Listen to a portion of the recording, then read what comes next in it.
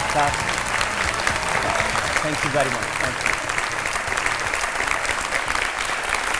आपकी अदालत में आज मेरे मेहमान हैं एक ऐसी शख्सियत जिनकी तकरीरें सुनने के लिए दुनिया भर में लोग इकट्ठा होते हैं। एक ऐसा शख्स जो 28 साल से राजनीति में है, पार्लियामेंट के मेंबर हैं, अपनी बात बेबाकी से कहते हैं और अपनों के लिए लड़ते हैं। Please welcome Asaduddin Owaisi.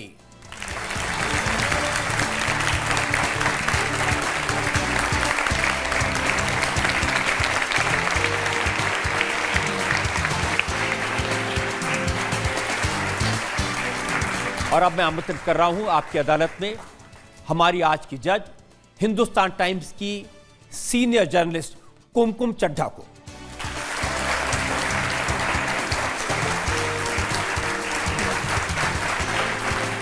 और इससे पहले कि आपकी अदालत में आज का मुकदमा शुरू करें, इजाजत चाहेंगे आज की जज कुमकुम चड्ढा की। अदालत की कार्रवाई शुरू की जाए। और इससे पहले कि इल्जामात और सवालात का सिलसिला शुरू करें, एक नजर डालेंगे असदुद्दीन ओवैसी साहब के पॉलिटिकल करियर पर। ऑल इंडिया मजलिस इत्तेहादुल मुस्लिमीन के प्रेसिडेंट असदुद्दीन ओवैसी अपने बेबाक बयानों की वजह से हमेशा खबरों में बने रहते हैं। सोनिया गांधी आज हुबली में है, राहुल गांधी हुबली में। अरे बात करो, मस्जिद को शहीद कर दिया, दरगाह को तोड़ दिए। हुबली में 150 बच्चे हैं, मगर शियतकर के लिए तायीद करने सोनिया गांधी आती है, जो आरएसएस से निकला और आज भी आरएसएस में है। असदुद्दीन ओवैसी 1994 में पहली बार आंध्र प्रदेश असेंबली के एमएलए का चुनाव जीते। 2 बार एमएलए बनने के बाद असदुद्दीन ओवैसी 4 बार हैदराबाद से लोकसभा का चुनाव जीत चुके हैं। पार्लियामेंट में परफॉर्मेंस के लिए असदुद्दीन ओवैसी को संसद रत्न की उपाधि से नवाजा जा चुका है। सियासत के साथ साथ असदुद्दीन ओवैसी माइनॉरिटीज की भलाई के लिए भी काम करते हैं। दारुस सलाम एजुकेशनल ट्रस्ट के chairman Asaduddin Owaisi engineering, architecture, management और कंप्यूटर साइंस पढ़ाने वाले कई प्रोफेशनल कॉलेजेस को चलाते हैं। ओवैसी हॉस्पिटल और प्रिंसेस इसरा हॉस्पिटल में मरीजों का इलाज करवाते हैं। कोऑपरेटिव बैंक के जरिए भी गरीब लोगों की मदद करते हैं। The royal Islamic strategic studies centre के 500 most influential Muslims of the world की लिस्ट में असदुद्दीन ओवैसी का नाम बार बार शुमार होता है। असदुद्दीन ओवैसी ने अपनी पार्टी AIMIM को नेशनल लेवल तक पहुंचाया है। महाराष्ट्र और बिहार के चुनाव जीतकर अपने विरोधियों को चौंकाया है। पेशे से वकील, लंदन के Lincoln's Inn bar at law barrister Asaduddin Owaisi आपकी अदालत में अपना मुकदमा खुद लड़ेंगे। तो आइए शुरू करते हैं आज का मुकदमा। आपकी अदालत में पहला इल्जाम बैरिस्टर असदुद्दीन ओवैसी पर।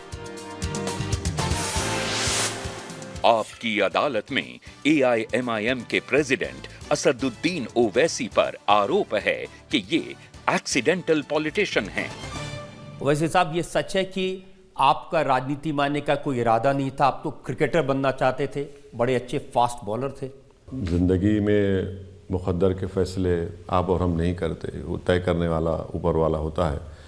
तो हाँ, एक उस जवानी में एक ख्वाहिश थी कि क्रिकेटर बने। फिर बुज़ुर्गों ने समझाया कि आप पढ़िए, तालीम हासिल करिए, तो हमने हमारे वालिद की बात को माना और फिर तालीम हासिल करने के लिए चले गए। वो मैच याद है आपको जिसमें आपने 6 विकेट ली थी? हाँ, वो उस्मानिया यूनिवर्सिटी वर्सेस बेंगलुरु यूनिवर्सिटी का इंटरवर्सिटी फाइनल था उस्मानिया यूनिवर्सिटी ग्राउंड में, और हम उस्मानिया यूनिवर्सिटी के ओपनिंग बॉलर थे। तो मैच में मैं 6 विकेट लिया और दूसरी बेंगलुरु यूनिवर्सिटी से वेंकटेश प्रसाद ओपन कर रहे थे बॉलिंग, तो उनको शायद 1 या 2 विकेट मिले। वो साउथ जोन यूनिवर्सिटी को सेलेक्ट में मैं सेलेक्ट हुआ था। तो फिर उसके बाद क्रिकेट का करियर ख़त्म हो गया। हम बड़ा नुकसान कर दिया आपने क्रिकेट का, अच्छा बॉलर मिस कर दिया हमने। नहीं, मेरा फ़ायदा हो गया। भाई आज नहीं मालूम, देखिए खेल में क्रिकेट में नहीं मालूम क्या होता था, बट ये मेरे साथ जितने भी हमारे साथी थे माशाल्लाह बेहतरीन खिलाड़ी थे, बेहतरीन बैट्समैन थे, बॉलर थे। बट यही है कि ज़िंदगी का एक सफ़र है, किस मंजिल पर किस राह पर लेकर जाती है आपको नहीं मालूम होता उस वक्त। उसके बाद आप वकील बनना चाहते थे? हाँ, वकालत मैंने LLB किया लंदन से, फिर लिंकन्स इन से बार लॉ किया। मैं US जाकर LLM करना चाहता था, मगर हमारे वालिद ने कहा कि बैरिस्ट्री करो, और फिर मैंने किया, उनकी दुआ थी, कामयाब हो गया, कोई शिकायत नहीं है। लेकिन हमें शिकायत है कि आप तो एक अच्छे भले ब्रिलियंट स्टूडेंट थे, मैकडॉनल्ड्स में काम किया आपने, ऑक्सफोर्ड के स्टोर्स में भी काम किया। बिल्कुल, वे तो ये तो सब करते हैं, जितने स्टूडेंट जाते हैं, कोई मैं एक्सेप्शन नहीं हूँ। उस वक्त की एक तस्वीर है जो मैं दिखाना चाहता हूँ लोगों को कि आप कितने हैंडसम दिखते थे।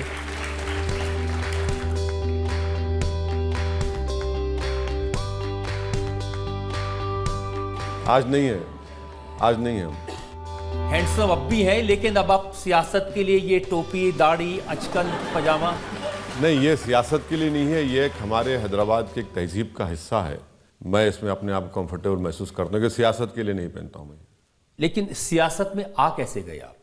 मैं जब वापस आया 94 में, तो उस वक्त हमारे वालिद और जो पार्टी के बड़े बड़े लोग थे, उन्होंने मुझे समझाया कि देखो, राजनीति में पढ़े लिखे लोगों की ज़रूरत है और तुम, अल्लाह ने आपको काबिल बनाया है, आप आइए, पार्टी के लिए काम करिए, खिदमत करिए। जब हम इलेक्शन लड़े 94 में, मैं एक ही MLA जीता हमारे पार्टी से, सिंगल MLA था, तो वो 5 साल बड़ी मेहनत करना पड़ा। फिर 94 में MLA बना, फिर 96 में एक पार्लियामेंट इलेक्शन आ गया, आप थोड़ा सांस लिए, फिर 98 का एक पार्लियामेंट इलेक्शन आ गया, फिर 99 में एक और आ गया। तो उसमें क्या हुआ कि क्योंकि इस्लामिक कैलेंडर के लिहाज से मैं सफ़र के महीने में पैदा हुआ, तो मेरी माँ हमेशा शिकायत करती कि तुम घर में नहीं रहते। मतलब अम्मा, आपने सफ़र के महीने मुझे पैदा किया, तो इसी में चले हैं, तो सफ़र से सियासी सफ़र शुरू हो गया। शिकायत तो वाइफ को भी होगी, क्योंकि जिस दिन शादी हुई उसके अगले दिन सुबह विधानसभा में भाषण देने पहुंच गए। हाँ, आप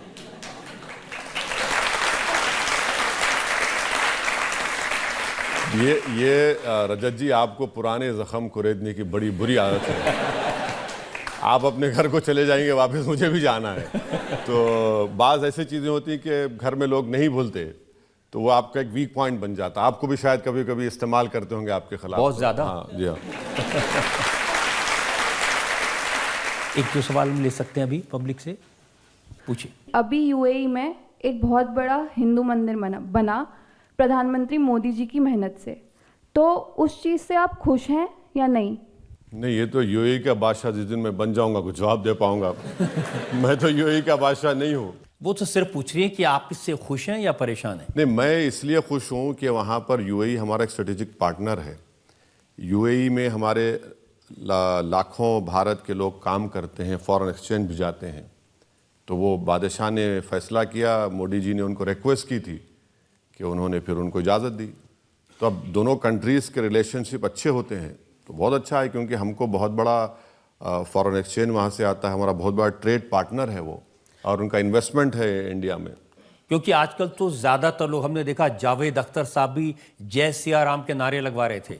अच्छा, वो कब से मज़हब में बिलीव करना शुरू कर दिए? वो तो एथिस्ट है ना।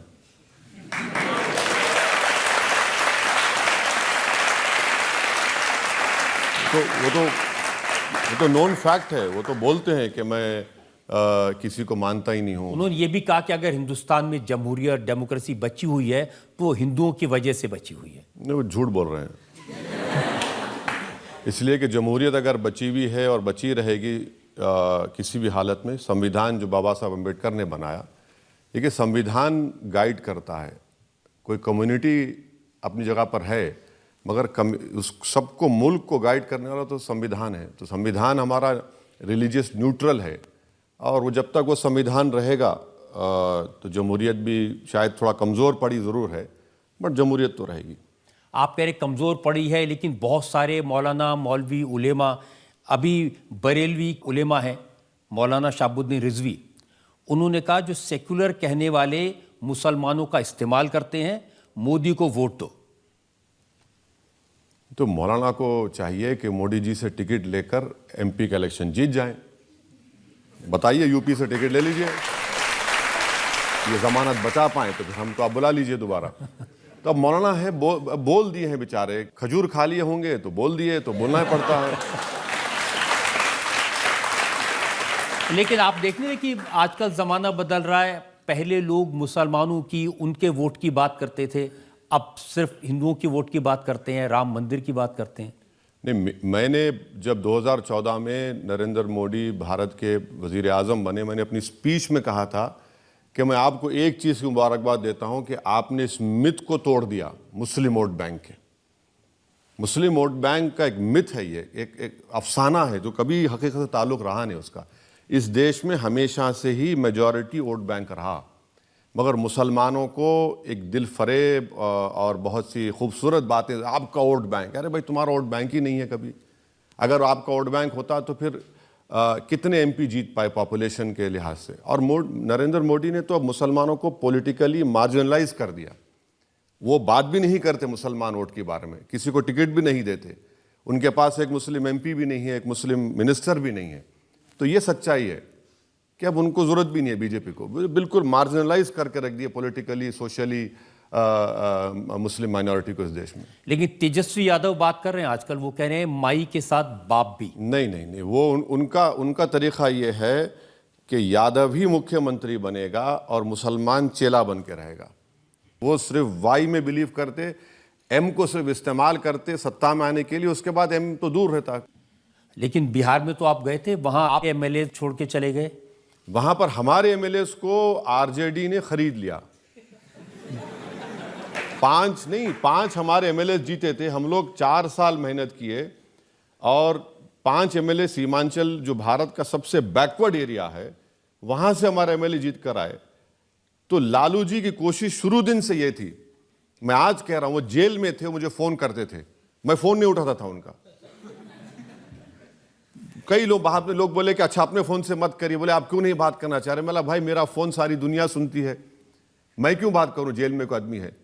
फिर वो किसी और उनका आदमी है, बोला नहीं बात करूंगा। वो बोलते थे तुम्हारे एमएलए हमको दे दो। बोले क्यों देंगे हमारे एमएलए आपको, आप हमारे 5 एमएलए जीते, उन चारों को, बेईमानों को आपने खरीद लिया। और खरीद के सीमांचल को आपने क्या किया, कुछ नहीं फायदा किया सीमांचल का। अब क्या हो रहा है, अब उनके पास सत्ता चले गई। अब तेजस्वी को बताना पड़ेगा कि हाउ डू यू फील, मजा आ रहा है आपको अभी। तेजस्वी क्या गलती है, चाचा ने पलटी मारी है। मैं सिर्फ 19 सीट लड़ता हूं तो मैं वोट काटने वाला बन जाता हूं, और आप बीजेपी को 2-2 मरतबा सत्ता दे देते हैं, तो आप राजा हरिश्चंद्र हैं। आप बताइए क्या है ये कितना पॉलिटिकल ऑपोर्चुनिज्म क्या है। इससे एक बात साबित होती है कि कोई भी नहीं चाहता इस देश में कि मुसलमानों की कोई पॉलिटिकल लीडरशिप बने। देखिए कितने सारे लीडर हैं, जैसे ममता बनर्जी हैं, उनके बारे में तो माना जाता है कि वो मुसलमानों की खैर ख्वाह हैं। मैं समझ रहा हूं आप कहां लेकर जा रहे हैं मुझे, मगर आप फिक्र मत करिए, मैं उस जवाब दूंगा जब आप लेकर जाएंगे मुझे। तो ये बिल्कुल सही है। आप और हम कभी मालदा, मुर्शिदाबाद चले जाएंगे, वहां पर आप जाकर देखेंगे जो जमीन में पानी है, WHO लिमिट से ज्यादा आर्सेनिक उसमें है। अगर आप उस जगह पर चले जाएंगे और किसी मुस्लिम महिला के उंगलियों को देखेंगे तो आपको दिखेगा कि इस उंगलियों पर जख्म है, क्योंकि बीड़ी बनाते। अब मुझे बताइए फिर सेकुलरिज्म के माने क्या है, ये क्या सेकुलरिज्म कर रहे हैं आप, कितना शेयर है आपके गवर्नमेंट एम्प्लॉयमेंट में। तो यही तो मुस्लिम कम्युनिटी को समझना है कि भाई आप सिर्फ इस्तेमाल हो रहे हैं और आपको अपनी लीडरशिप को बनाना है। लेकिन वहां तो लोग एन ब्लॉक वोट देते हैं। बिल्कुल देते हैं, वही तो देते हैं, क्योंकि उनके पास ऑप्शन भी नहीं है और उनको लगता है कि कांग्रेस और सीपीएम भी कुछ नहीं करी।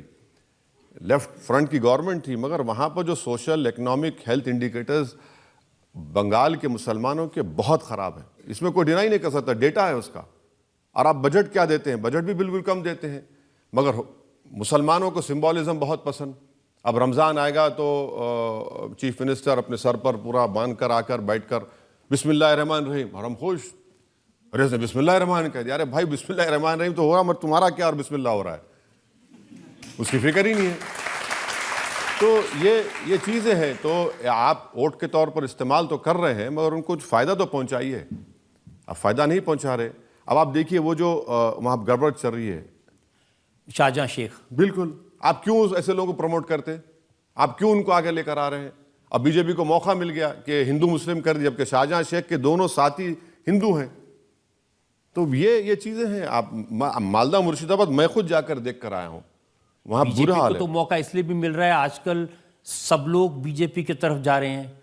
अशोक चौहान भी बीजेपी में चले गए। नहीं, यूपी में जितने समाजवादी पार्टी के अपर कास्ट एमएलएस थे, उन्होंने बीजेपी के कैंडिडेट को वोट दे दिया। जयंत चौधरी साहब की पार्टी के जो 9 एमएलए में 2 मुसलमान हैं, वो भी बीजेपी को वोट दे दिए। अशोक राव चौहान जो मुझे गाली देते थे नांदेड़, जब कभी भी नांदेड़ जाता था मैं, बोले ये बी टीम आ गई, बच के रहो इससे, अब वहीं जाकर बैठ गए जहां हमको बोलते थे कि हम मिले हुए हैं। बहुत से अच्छा है, बेनिकाब हो रहे हैं और सब लोग देख रहे हैं कि कैसे लोग सेकुलरिज्म का नाम हिमाचल प्रदेश में तो सरकार ही पलट जाएगी। बिल्कुल सरकार चले गई, सरकार बिल्कुल चलेगी। अब अच्छा ये हुआ कि मैं 10-15 दिन पहले हिमाचल नहीं गया, अगर वहां जाते तो मुझ पे इल्जाम लगाए थे कि वहां पर जाकर इसने किया। इनके ही एमएलएस चले जा रहे हैं, क्रॉस वोटिंग कर रहे हैं और गैर जरूरी के अभिषेक मनु सिंघवी साहब को उन्होंने हरा दिया। बेहतरीन लॉयर, आपने उनको हरा दिया वहां पर। यही इनकी गलती है।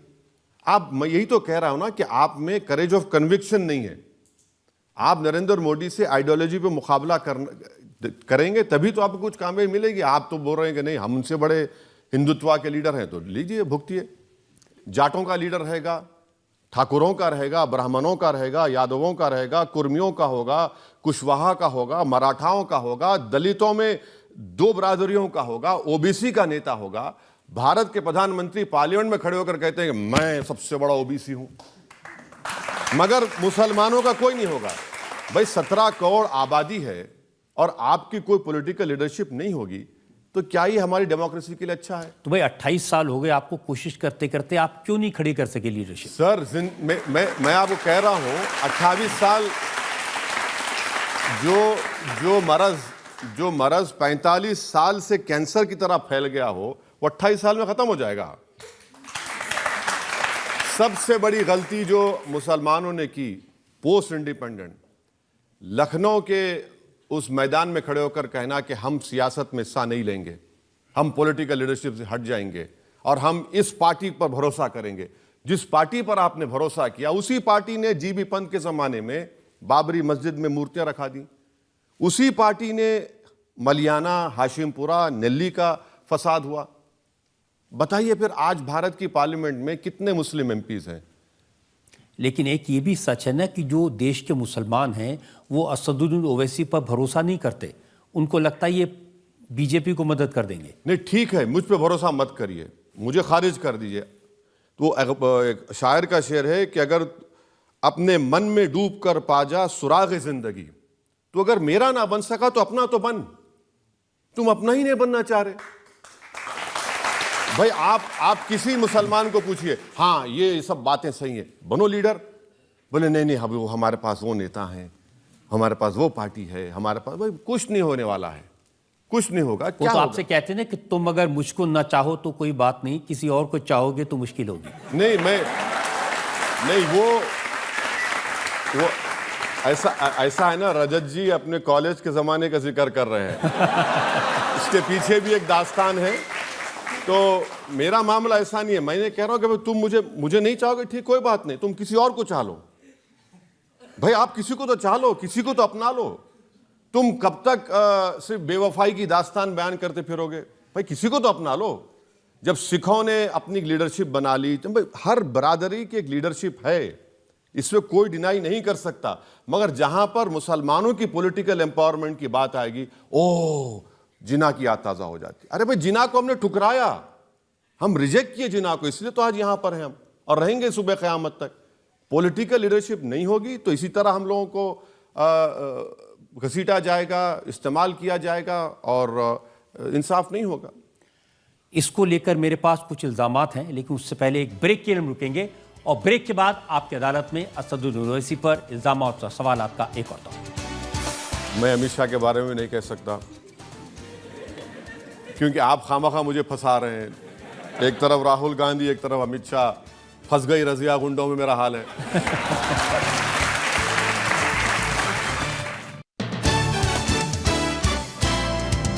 Welcome back. आपकी अदालत में आज हमारे मेहमान हैं बैरिस्टर असदुद्दीन ओवैसी। आपकी अदालत में अगला इल्जाम। आपकी अदालत में AIMIM के प्रेसिडेंट असदुद्दीन ओवैसी पर इल्जाम है कि ये दोहरी चाल चलते हैं। ये बात सही है कि आप नरेंद्र मोदी के सबसे बड़े क्रिटिक हैं। पार्लियामेंट में, पार्लियामेंट के बाहर आपकी तकरीरों में बहुत सुनाई देता है। लेकिन नरेंद्र मोदी के जो विरोधी बाकी नेता हैं वो उस पर यकीन नहीं करते। तेलंगाना में राहुल गांधी गए थे तो उन्होंने कहा मोदी के हैं दो यार, ओवैसी और KCR। तो मेरा मानना यह है कि मोदी का है यार, वो है राहुल गांधी। मैंने कहा था ये, ओवैसी मध्य प्रदेश में नहीं था, ओवैसी छत्तीसगढ़ में नहीं था, कैसे जीत गए वहां पर? आपने जिताया, आपने सौदा कर लिया क्या मोदी से? एक दिन आप सर एक प्रोग्राम ऐसा करिए कि मैं यहाँ कटहरे में बैठे रहूं और वहां पर ये तमाम मेरे दूसरे पार्टी के विरोधी खड़े हो जाए, बैठ जाएं। मैं आपको बता रहा हूं 10 मिनट नहीं बैठ पाएंगे मेरे सामने लोग। 306 सीट पर बीजेपी जीतती है और हम लड़ते हैं सिर्फ 3 लोकसभा की सीट। हैदराबाद की आवाम को सलाम, बीजेपी को हराया। औरंगाबाद में 21 साल के शिवसेना के MP को औरंगाबाद की आवाम ने इम्तियाज जलील को अपना MP बनाया। किशनगंज लड़ते हैं, किशनगंज में हम 3 लाख वोट लेते हैं। कांग्रेस का उम्मीदवार 3.5 लाख वोट लेता है, एक ही सीट जीती है गठबंधन। चलिए 3 ही हो गए। भाई मोदी कैसे जीते 306? इसका जवाब नहीं देते। वो जवाब देते हैं, वो कहते हैं कि हर लीडर पे ED का केस है, CBI का केस है, एक ओवैसी साहब ऐसे जिनके घर ED नहीं पहुंची। नहीं, आप देखिए मेरे जिस्म पर बहुत जख्म है। मेरी आदत नहीं है कि मैं दिखाता रहूं कि मेरा जख्म यहाँ है, मुझे यहाँ मार लगा, मुझे यहाँ मार लगा। बहुत से जख्म है। आप क्या समझ रहे हैं कि मैं चीखा मारते फिरूं, रोते फिरूं कि मैं लुट गया, हाय मैं बर्बाद हो गया, मुझे ऐसा हो गया? होता है। अच्छा, जिस दिन मैं सत्ता में आऊंगा जाहिर है ED मेरे पास आएगी। जिस दिन मैं मिनिस्टर बनूंगा, जिस दिन मैं कोई गलत काम करूंगा। इसीलिए तो वो कहते हैं ना कि जो मोहब्बत की दुकान है उसके दरवाजे ओवैसी के लिए बंद हैं। अरे भाई सर बहुत अच्छा है। मैं तो कह रहा हूं कि वो दरवाजा बंद ही रहे हमेशा के लिए। गरीब का दरवाजा तो मेरे लिए खुला है, जो इंसाफ पसंद है उसका दरवाजा मेरे लिए खुला है। जब दिलों में हम आ चुके हैं तो ये अब उसका क्या करना है? देखिए, इसका असर ये है ना कि मोदी के खिलाफ जो अलायंस बना है उस अलायंस में तो आपको जगह नहीं है। नहीं, पहले ही ऐलान हो चुका था, फरमान जारी हो चुका था, फरमान जारी हो चुका था कि ओवैसी को अलाउ नहीं किया जाएगा। ये एलीट क्लब है भारत के सेकुलर चौधरियों का। तो मैं क्या करूं? मैं तो ट्विंकल ट्विंकल लिटिल स्टार हूं, मैं कहां जाऊं वहां पर? तो मैंने जिंदगी में यही सीखा है कि आपको दरवाजा तोड़कर घुसना पड़ेगा। मैदान ऐसा ही बनाएगा, जाएंगे। नहीं बुलाना चाहे तो मैं क्या करूं? मगर एक बात सुनिए, यूपीए की सरकार में 2004 से 2012 में अच्छे थे। जब कम्युनिस्ट पार्टी छोड़कर चले गई थी, कम्युनिस्ट पार्टी अडवाणी साहब के साथ वोट दिए मनमोहन सिंह के खिलाफ। असदुद्दीन ओवैसी मनमोहन सिंह के लिए वोट दिया जब मैं दूध का दुल्हावा था। अब देखिए अचानक अब कितना बदल गया माहौल। अब एक जमाने में आप ही कहते थे कि आप सबकी लैला हैं, अब आप ऐसी लैला हैं जिसका कोई मजनू नहीं है। तो ऐसा है ना कि लैला मजनू की दास्तान सच्चाई पर है और ये कम से कम 1400 साल पुरानी दास्तान है। मगर आज भी लोग लैला को याद करते, कल भी लोग लैला को याद करेंगे। तो मेरे मजनू बहुत हैं तो उससे मुझे कोई इनकार नहीं है। जिक्र खैर तो होगा भाई, जिक्र खैर। अब आपकी अदालत किसके नाम से याद किया जाएगा? जज आपके नाम से याद किया जाएगा। चाहे कोई कॉपी कर ले, कुछ कर ले, मगर ओरिजिनल तो आप ही हैं। तो वैसे ही लैला ओरिजिनल है, याद होगा, कोई बात नहीं। यूपी से किसने मुझे फिगर्स भेजी हैं, कुछ सीट हैं बिजनौर की, सुल्तानपुर की, फिरोजाबाद की, जहां पर समाजवादी पार्टी और RLD मिलकर लड़े थे और वो इस वजह से हारे कि इन जगहों पर आपके कैंडिडेट थे। यूपी में 400 सीटें हैं, कांग्रेस लड़ी 400, जीती 2। मगर कांग्रेस पे इल्जाम नहीं लगेगा। बहन जी ने लड़े 400, जीते 1, कोई कुछ नहीं बोलेगा। असदुद्दीन ओवैसी लड़े बाबू सिंह कुशवाहा के साथ अलायंस में 100 सीटें लड़े, हम एक भी नहीं जीते। मगर जो 400 लड़के 2 और 1 जीतते हैं उन पर कोई कुछ नहीं बोलेगा। अच्छा, अखिलेश यादव 2014 का चुनाव हारे पार्लियामेंट का, 17 का असेंबली का चुनाव, विधानसभा का चुनाव हारे, 2019 का पार्लियामेंट चुनाव हारे, 2022 का विधानसभा चुनाव हार गए। 4 चुनाव हारने के बाद भी उनको आज भी लोग कहते हैं कि भैया तुझ पे जान कुर्बान, और हम दरी बिछाएंगे मगर मंच पर नहीं आने देंगे। मौलाना अरशद मदनी जैसे लोग, उन्होंने कहा कि ओवैसी के होने से चुनाव पोलराइज होता है और मोदी को इसका फायदा होता है। मैं आपको बता रहा हूं कि जब आपने एक बात छेड़ दी है, मैं पहले कभी नहीं कहा था, ये बात आज कह रहा हूं कि मेरे पास हैदराबाद में यूपी के चुनाव से पहले 2 बड़े बड़े मुफ्ती आए थे। मैं कभी पब्लिकली नहीं कहूं, आज कह रहा हूं, मुझे कहना पड़ रहा है। 2 मुफ्ती आकर बोले कि हम एक बड़े मौलाना का पैगाम आप तक लाए हैं और उनका ये बोलना है कि आप इलेक्शन से किनारा कश हो जाइए। तो मैंने कहा देखिए भाई, मैं तो समंदर में, बीच समंदर में तैर रहा हूं, अब तो मैं किनारे पे आ ही नहीं सकता, तो क्या करना चाहिए? मतलब एक काम करिए, आप समाजवादी पार्टी को सपोर्ट करेंगे? बोले हाँ हम करेंगे। मतलब मुझसे उनका अलायंस करा लीजिए। बोले कितने सीट चाहिए? मतलब 10 सीट चाहिए मुझे, और वो 10 सीट जहां पर समाजवादी पार्टी का कोई एमएलए ना हो। ये मैंने कहा। बोले बड़े खुश हो गए दोनों मुफ्ती। बोले अरे वाह, वैसी साहब अल्लाह अच्छा रखे आपको। मतलब बिस्मिल्लाह करिए, अल्लाह अच्छा रखे, आप दावत दे रहे हैं, दुआ दे रहे हैं, करा के लाइए।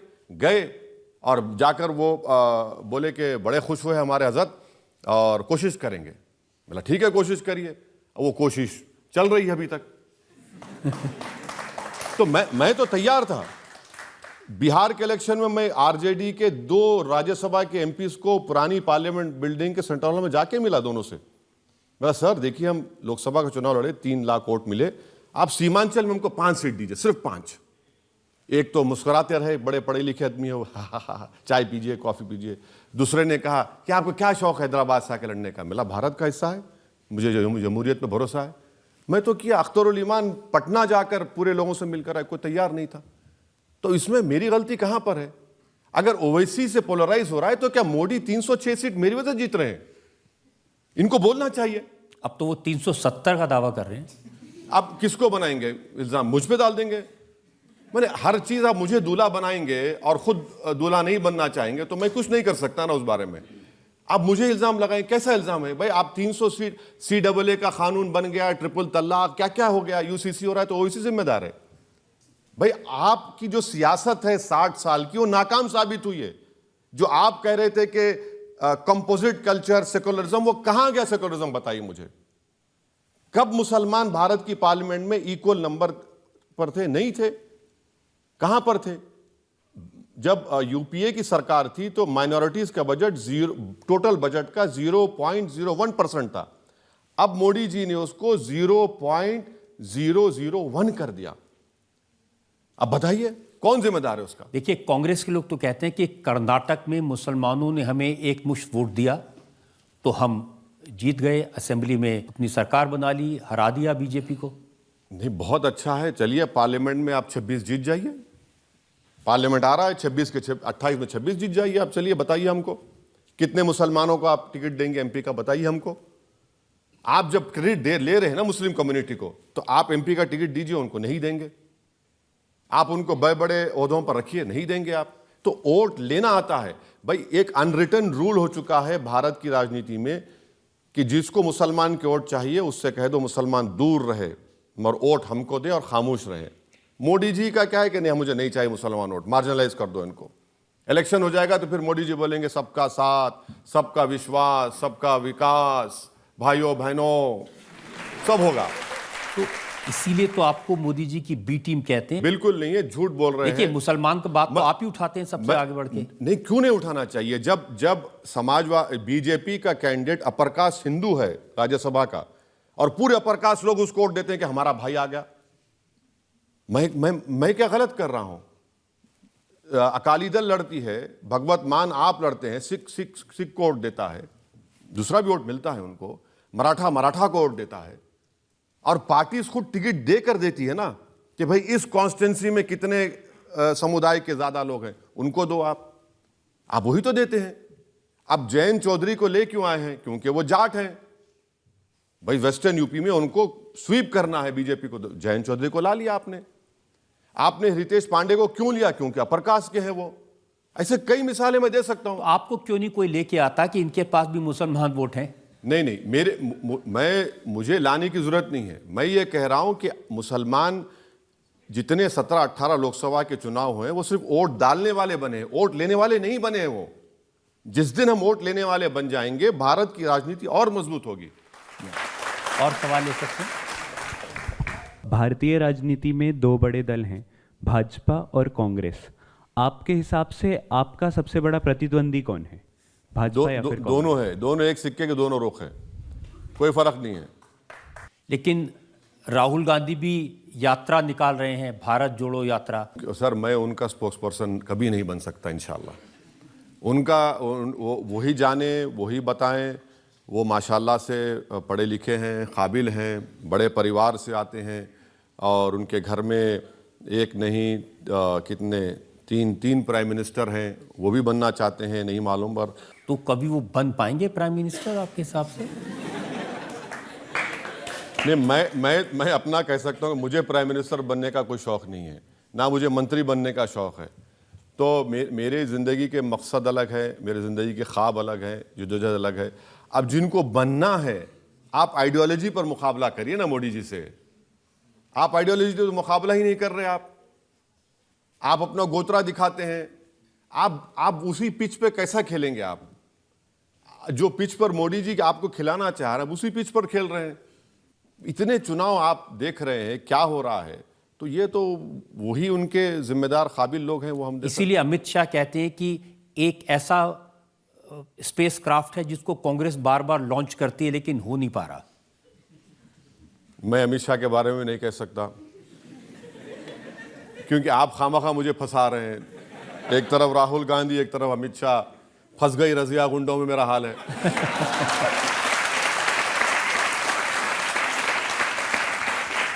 यहाँ एक और ब्रेक के लिए रुकते हैं और ब्रेक के बाद आपकी अदालत में असदुद्दीन ओवैसी पर इल्जाम और सवालात का एक और 8,000 लोगों की लाशें बिल्डिंगों में, डेब्रिस में पड़ी हुई हैं और मोदी जी बात ही नहीं करते।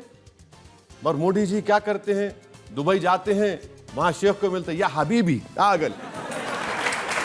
अब बताइए ये कौन सी मोहब्बत है? Welcome back. आपकी अदालत में आज हमारे मेहमान हैं असदुद्दीन ओवैसी। आपकी अदालत में अगला इंसान। आपकी अदालत में AIMIM के प्रेसिडेंट असदुद्दीन ओवैसी पर इल्जाम है कि ये मुसलमानों को डराते हैं। ओवैसी साहब, आपकी तकरीरें मैंने सुनी हैं। ऐसा लगता है जैसे आप मुसलमानों से कह रहे हो कि हमें वोट दो वरना मोदी आ जाएगा। नहीं, ये तो बेटा सो जाओ वरना गब्बर सिंह आ जाएगा। नहीं, देखिए, मैं फिर से कह रहा हूं, 3 सीट में लड़ रहा हूं और ये बोलना कि मेरी वजह से मोदी बीजेपी जीत रही, गलत है। हाँ, हम ये कह रहे हैं कि पॉलिटिकल लीडरशिप को अपनी मजबूत करिए ताकि भारत की राजनीति में आपकी आवाज़ हो, आपकी मसाइल को कोई सुन सके। तो मेरी कोई सी तकरीर बता दीजिए जो हमें डरा रहे हैं। मैं डरा नहीं रहा हूं। आप डरा रहे हैं। आप कहते हैं हमारी शिनाख्त को खतरा है, हमारी वजूद को खतरा है। 17 करोड़ ऐसे हैं जैसे हिटलर के जमाने में। बिल्कुल, ये एक बात सच्चाई पर मुबन्नी है। मैं बता रहा हूं आपको, दिल्ली में 600 साल एक मस्जिद को बगैर लीगल प्रोसेस फॉलो करे आपने मस्जिद को शहीद कर दिया। खबरस्तान से कफन निकल कर बाहर आ गया। वो ड्यू प्रोसेस है? आप बताइए, बिल्किस बानो ने क्या जुर्म किया था कि उसको गैंग रेप करके उसकी बेटी को, 2 साल की बेटी को, उसकी मां को मारने वालों को मोदी जी की सरकार ने छोड़ दिया? क्या गुनाह था बिल्किस बानो का? इसमें डराने की क्या बात है? तो सच्चाई है, सारी दुनिया देख रही है उसको कि क्या कर रही है बीजेपी। और बीजेपी के पास कोई मुस्लिम वोट की जरूरत ही नहीं है उनको। वो तो पॉलिटिकल मार्जिनलाइज कर चुके हैं। वो तो आप खुद ही बता रहे थे, वो मोदी जी का नारा सबका साथ सबका वो तो चुनाव के बाद,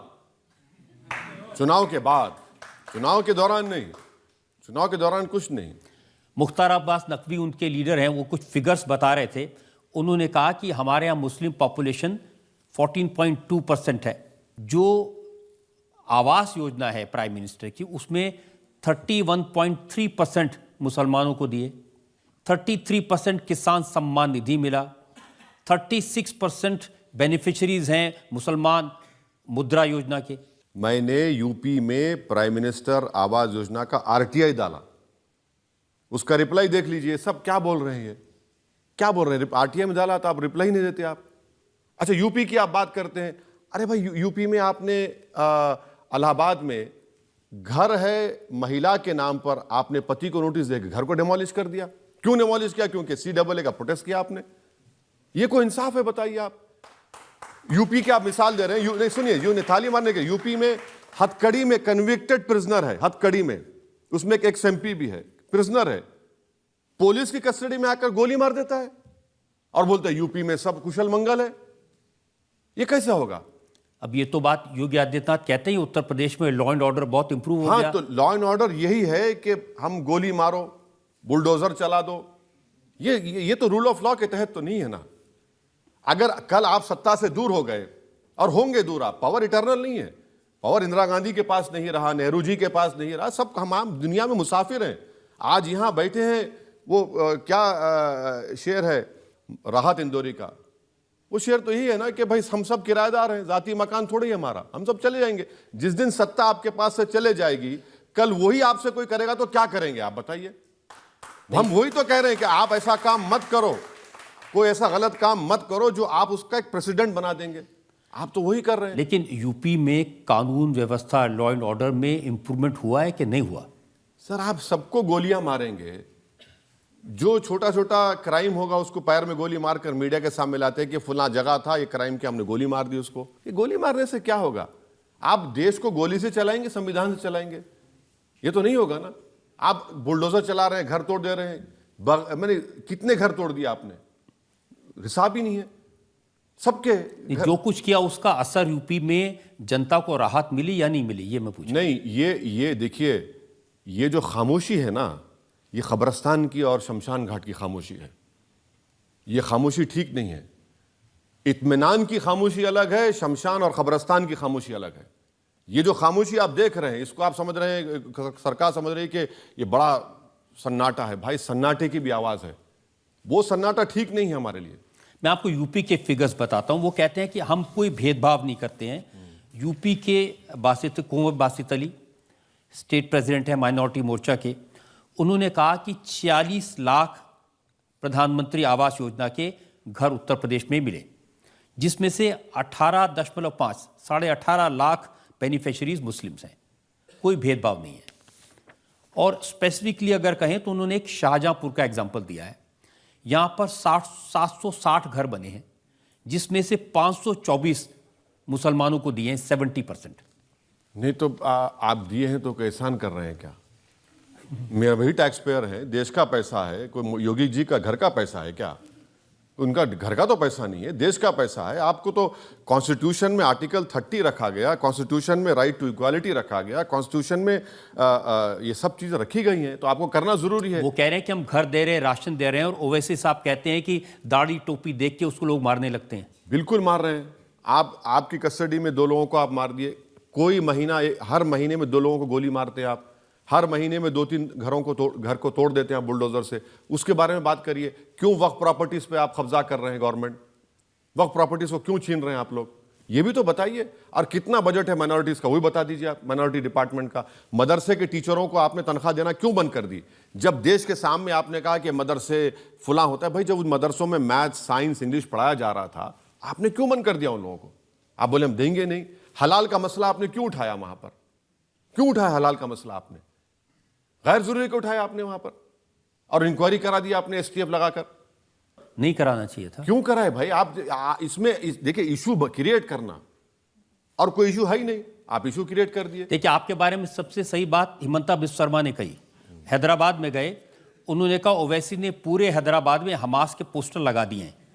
मैंने ओवैसी को बोला कि तुम्हारा पासपोर्ट वीसा बनवा देता है, तुम गाजा जाओ, लेकिन वहां जाते नहीं है, यहीं से शोर मचाते हैं। नहीं,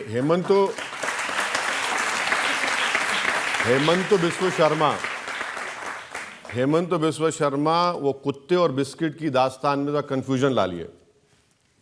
जो कुत्ते और बिस्किट की दास्तान थी, हमास का कोई पोस्टर हैदराबाद में नहीं लगा। ये झूठ बोल रहा है हेमंत बिस्वा शर्मा। फलस्तीनियों की तायीद के लिए हमने प्रोटेस्ट किया। भारत सरकार, मोदी सरकार ने खुद फलस्तीन का एक स्टैंप निकाला। मैं हेमंत बिस्वा शर्मा से एक रिक्वेस्ट करूंगा कि चीन हमारी 2000 स्क्वायर किलोमीटर पर कब्जा करके बैठा है। डेप्सांग डेमचाक हम खो चुके हैं। 65 पेट्रोलिंग पॉइंट में से 22 पर हम नहीं जा सकते, वहां के एसपी ने कहा मोदी जी के सामने। तो मैं हेमंत बिस्वा शर्मा से रिक्वेस्ट करूंगा कि भैया तुमको जाने के लिए नहीं कह रहा हूं मैं, तुम आरएसएस का पैंट पहनकर लट लेके मत जाओ। मैं यही कह रहा हूं कि मुझे और रजत शर्मा को कैमरा के साथ डेप्सांग डेमचाक लेकर चल जाओ। हम देखना चाह रहे हैं वहां पर क्या हो रहा है। इतना कर दो बस, आप इतना कर दो। आप वो भी नहीं करते। तो हेमंत बिस्वा शर्मा बोलते हैं ज्यादा, उनको लगता है कि अब मैं सेकंड अमित शाह बनूंगा। तो अब बीजेपी में ख्वाब देखना गुनाह है, इतने बड़े ख्वाब देखना, उनको शायद नहीं मालूम। तो देख रहे हैं, कोशिश कर रहे हैं। उनको लगता है कि मुझे गाली देंगे हमास का।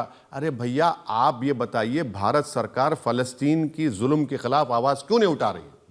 भारत सरकार इंटरनेशनल कोर्ट ऑफ जस्टिस में क्यों नहीं गई? साउथ अफ्रीका चले गया, हाँ, आपके ब्राजील चला गया। हम G20 है, G20 में बड़े बड़े मालिक चले गए। उस ऑफर का क्या करेंगे जिसमें वो आपको कह रहे हैं मैं आपको गाजा पट्टी भेज देता हूं, चले जाइए? नहीं, मैं देखिए, गाजा पट्टी जाने का है तो चलिए, भारत सरकार डेलीगेशन लेके जाए, हम जाने तैयार हैं। भारत सरकार चल के देखें। हम चाहते हैं कि 20 लाख की आबादी गाजा की, 13 लाख लोग बेघर हो चुके हैं, 30,000 लोग इजराइल ने मार दिया, जिसमें से 16,000 मासूम बच्चे हैं, 8,000 लोगों की लाशें बिल्डिंगों में डेब्रिस में पड़ी हुई हैं, और मोदी जी बात ही नहीं करते। और मोदी जी क्या करते हैं? दुबई जाते हैं, वहां शेख को मिलते हैं, या हबीबी आगल। अब बताइए ये कौन सी मोहब्बत है? अब देखिए, इनका हेमंतों का जहन देखिए। ओवैसी को हमास से मिला दो, हमास से मिला दो। अरे भाई, तुम ओवैसी को मिलाते उन लोगों से जो भारत की आज़ादी के लिए लड़े, अल्लामा फजले खैराबादी जो काला पानी की सज़ा में इंतकाल हो गया। तुम ओवैसी को मिलाते ब्रिगेडियर उस्मान से, जिसने 47 में अपनी जान दे दी। तुम ओवैसी को मिलाते हवलदार अब्दुल हमीद से, जिसने 65 की जंग में अपनी जान को कुर्बान कर दिया। तुम ओवैसी को मिलाते जौहर बरादरान से, मौलाना अबुल कलाम आज़ाद से। मगर नहीं, तुम्हारा थॉट प्रोसेस ही ये है, मुसलमान टू टेररिज्म। उन्होंने कहा कि जैसे आर्टिकल 370 हटा दिया, जैसे हमने राम मंदिर बना दिया, ऐसे ही निज़ाम और ओवैसी दोनों हैदराबाद से मिट जाएंगे। हम नहीं मिटेंगे। जब तक दुनिया रहेगी हम इंशाल्लाह हम रहेंगे, आबाद रहेंगे। हाँ, जिस दिन हम मिटेंगे उस दिन दुनिया ही मिट जाएगी, याद रखो। तो ये इनका बोलने का थॉट प्रोसेस है। अब इनको क्या लग रहा है कि वहाँ पर इतना जुल्म किया आसाम के मुसलमानों पर, उसके बावजूद भी आसाम में मुस्लिम बच्चे और बच्चियाँ जो है सबसे ज़्यादा नंबर में नीट में क्वालिफाई हो गए। तो हेमंत तो परेशान हो गए कि क्या ये कैसे इतने क्वालिफाई हो गए। और वहाँ पर जितने मदरसों को उन्होंने डिमोलिश किया डिज़ास्टर मैनेजमेंट एक्ट का इस्तेमाल करके, कभी इसकी तारीख नहीं मिलती। कई लोगों को उन्होंने होमलेस कर दिया मुसलमानों को वहाँ पर, और जरीमैंडरिंग करके उन्होंने असेंबली कॉन्स्टिट्यूंसीज बना दी वहाँ पर। तो ये इनका रिकॉर्ड आसाम का है। अब तो उन्होंने चिंता की है छोटी छोटी मुस्लिम बच्चियों की जिनकी शादी ज़बरदस्ती कर दी जाती थी। Prohibition of child marriage central act है, पॉक्सको एक्ट है। चाइल्ड मैरिज का एक स्टडी है, गरीबी की वजह से चाइल्ड मैरिज होती है। अच्छा, उनको यह भी नहीं मालूम कि भारत सरकार का डेटा है कि 12 मिलियन चाइल्ड मैरिजेस इंडिया में हुई। 84% तो हमारे हिंदू भाई बहनों में की हुई है, 11% मुसलमानों की है। तो कहां पे कर रहे हैं वो? भाई आप ये देखिए ना। नहीं, उन्होंने कहा कि 90 साल पुराना अंग्रेजों के जमाने का एक कानून था, नहीं, जिसके तहत अगर बच्ची की उम्र कम है, लड़के की उम्र कम है, तो भी उसकी शादी रजिस्टर हो जाती थी। ये बिल्कुल झूठ है। गवर्नमेंट ऑफ इंडिया का डेटा है, नेशनल फैमिली हेल्थ सर्वे। ये एक झूठ फैलाई जाती है मुसलमानों के बारे में। जो हिंदू लड़कियों की शादी 18 साल में होती, वो एवरेज उतना ही मुसलमान लड़कियों की 18 साल में शादी होती। और वो जो 90 साल पुराना कानून उन्होंने जो ख़त्म किया है, अब कानून ये बना है रात के 12 बजे कि मुझे अगर शादी करना है मुसलमान की बेटी या बेटी की, तो स्पेशल मैरिज एक्ट में करना पड़ेगा। भाई स्पेशल मैरिज एक्ट में निकाह कहाँ होगा? स्पेशल मैरिज एक्ट में मेहर का कहाँ प्रोविजन होगा जो दूल्हे को दुल्हन को देना पड़ता है? आप मेरा मजहबी रिचुअल्स जो है जिसके बगैर मेरी शादी नहीं, क्यों छीन रहे मुझसे आप? क्यों छीन रहे हैं वो मुझसे यही आप? कहते हैं, ऐसी बातें कह के आप डराते हैं मुसलमानों डराते को। नहीं, मैं फैक्ट कह रहा हूं, मैं झूठ नहीं कह रहा हूं, सच्चाई कह रहा हूं मैं। उन्होंने जो 90 साल पुराना कानून को खत्म किया है, आपने क्यों किया भाई? चाइल्ड मैरिज तो नहीं होनी वैसे चाहिए। साहब वो कानून मैंने देखा है, उसका जो स्पेशल प्रोविजन आखिरी जो उसका पैरा है उसमें लिखा है कि अगर इस कानून के बाहर भी निकाह होता है, कोई शादी होती है, तो उसको रिपील नहीं किया जाएगा इस कानून की नहीं, वजह से। निकाह कैसे होगा जब मैं स्पेशल मैरिज एक्ट करूंगा? मैं कैसे होगा मेरी नहीं, निकाह? स्पेशल मैरिज एक्ट नहीं, तो सेक्युलर उसमें- सब लोगों के लिए है। वही तो मैं कह रहा हूं, सेक्युलर अगर है तो भाई आप हिंदू धर्म के लिहाज से हिंदुओं की शादी होगी, सिख धर्म के लिहाज से सिखों की शादी होगी। यही तो आप फैलाते हैं। जैसे अब यूसीसी के बारे में अब आप कहते हैं कि यूसीसी आएगा तो निकाह नहीं हो सकेगा, सबको शादी करनी पड़ेगी, वो अच्छा, सच तो नहीं है। चलिए, यूसीसी की जरूरत ही नहीं है देश में। बाबा साहब अम्बेडकर ने कहा था कि वॉलंटरी होने चाहिए। हमने यूसीसी के लिए क्या किया? हमने स्पेशल मैरिज एक्ट बनाया, हमने इंडियन सक्सेशन एक्ट बनाया, हमने ऐसे 2 सेक्युलर कानून बना दिए। अब आप मेरे को बताइए, जैसा कि आप, मुझे मालूम था आप ये सवाल करेंगे, मैं लिख कर लाया हूं उत्तराखंड का सेक्शन 4 सबसेक्शन 4 पढ़ लीजिए। हिंदू धर्म में प्रोहिबिशन ऑफ मैरिज है कि मां के तरफ और भाई के तरफ शादी नहीं हो सकती ना, नहीं हो सकती। मुसलमानों में हो सकती। आप वो प्रोविजन लाए सेक्शन 4 सबसेक्शन 4 में। भाई मुझे क्यों रोक रहे हैं आप? आपका धर्म है, आप उस पर चलिए, मुझे क्यों थोप रहे हैं मुझ पर आप? ये नंबर 1 पॉइंट ये है। उसमें बहुत सारी लिस्ट दे दी है कि बहनों से, कजन से शादी नहीं हो सकती। उसमें प्रोहिबिटेड लिस्ट आपने बना दी। अच्छा, उसमें और एक चीज क्या कर दिया आपने कि 2010 में अगर आपकी शादी हुई किसी की उत्तराखंड में, आपको रजिस्टर कराना है अभी। अब 2010 में अगर किसी की अपने रिश्तेदारों में शादी होगी तो रजिस्टर नहीं होगी वो। आपके धर्म मुझ पे क्यों थोप रहे हैं? और आप ये क्यों समझ रहे हैं कि हमारा धर्म की मोरालिटी अच्छी है, मेरे धर्म की मोरालिटी खराब है? देखिए, पुष्कर सिंह धामी से मैंने पूछा था, वो आपकी अदालत में आए थे, तो उन्होंने कहा ये जो एक मुसलमान 4 शादी करते हैं, ये भी हलाला होता है, इस सबको रोकने के लिए कानून। नहीं, देखिए ये झूठ कह रहा है पुष्कर सिंह धामी, झूठा है वो। 2006 का आप जाकर देखना, मैं सुनने के बाद, 2006 का गवर्नमेंट का डेटा है। गवर्नमेंट का डेटा ये बताता है कि 100 अगर शादी होती है उसमें हिंदुओं में 1.7 2 बीवियां हैं, मुसलमानों में 2.5 है। ये 2006 का डेटा है। आप इसकी बात क्यों नहीं करते? और मुसलमान में जब शादी होती है तो उसको बीवी का स्टेटस मिलता है। हिंदू धर्म में किसकी सेकंड मैरिज हो तो बीवी नहीं होती, मिस्ट्रेस होती वो। और अगर मैं मर जाता हूं मिसाल के तौर पर, और मेरी 2 बीवियां हैं, मैं एक में ही परेशान हूं वैसे, अगर 2 बीवी है तो मेरे मरने के बाद मेरी प्रॉपर्टी मेरी बीवी को मिलेगी, वहां नहीं मिलेगी। तो ये झूठ क्यों बोलते हैं ये लोग? अच्छा, आप ये बताइए, डिवोर्स का, उत्तराखंड में डिवोर्स का कानून आपने क्या कर दिया? उसको सेम कर दिया Hindu marriage act 54, special marriage act 50 और डिवोर्स एक्ट 1869। अरे क्यों कर रहे हैं आप अपने धर्म का कानून मुझ पर डाल के, पर यूसीसी कौन से यूसीसी है जब आप उसमें ट्राइबल्स को अलग करते हैं? यूनिफॉर्मिटी कहां है सर उसमें? जब आप यूनिफॉर्मिटी कहां कर रहे हैं? चौथी बात यह है कि उत्तराखंड का जो बोल रहे यूसीसी नहीं है, यूसीसी तो पूरे देश में होना चाहिए, और आप स्टेट में कानून बना रहे हैं। सिर्फ मुसलमानों को उनको रिलीजन से दूर कर दो, उनके रिलीजियस प्रैक्टिस से दूर कर दो।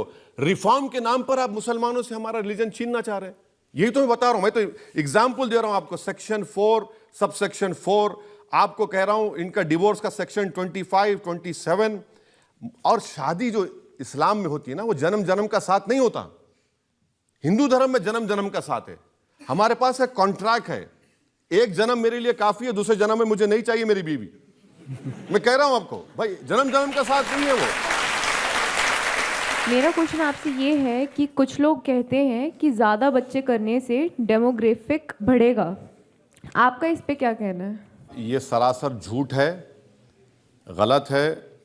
मैं आपको ये बता रहा हूं कि भारत में जो फर्टिलिटी रेट है मुसलमान और हिंदुओं का, 1992 में मुस्लिम फर्टिलिटी रेट था 4.41, अब वो आया है, लेटेस्ट जो डेटा है गवर्नमेंट का, 2.36। हिंदुओं का था 3.30, गिरकर 1.94 है। तो डिफरेंस जो है सिर्फ 0.4% का है। तो ये जो लोग बोलते हैं ना कि मुसलमान पूरे हिंदुओं से आगे बढ़ जाएंगे, नहीं बढ़ेंगे। 600 साल में भी नहीं बढ़ेंगे, 1000 साल में भी नहीं बढ़ेंगे। भारत में हिंदुओं का पॉपुलेशन स्टेबलाइज हो जाएगा बाय 2070, और मुसलमानों का पॉपुलेशन स्टेबलाइज होगा इन 40 साल के बाद वो, और लास्ट जो मुसलमानों का पॉपुलेशन होगा वो 18.87%, उतना ही होगा।